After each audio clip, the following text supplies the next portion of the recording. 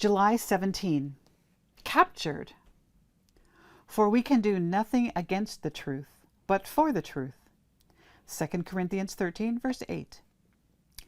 It can take some time for God to work out his plans, and the passage of time can cause discouragement if we allow it to do so. The church has been proclaiming the imminent return of Jesus for more than 150 years. For some, this seems to be evidence that there is something faulty about the message. But consider, in Genesis 12, God promised Abram that he would make of him a great nation. The book of Genesis continues with the stories of Abraham, Isaac, and Jacob. The story of Joseph covers the final 11 chapters of Genesis.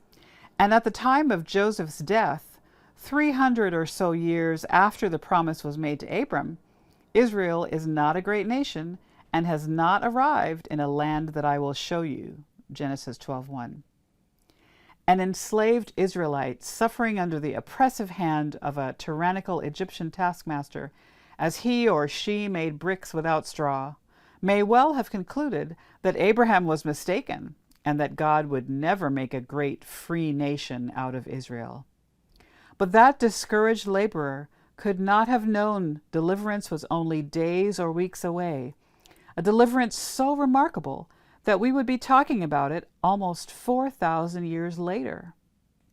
On his way from the diet of worms to his home in Wittenberg, Martin Luther was captured. A disaster. He was spirited through the forest and locked up in a castle. Luther's enemies were thrilled that he was out of their hair. But even though he didn't realize it at the time, Luther had been captured by friends. And while in that castle, he not only wrote tracts, but also translated the New Testament into German.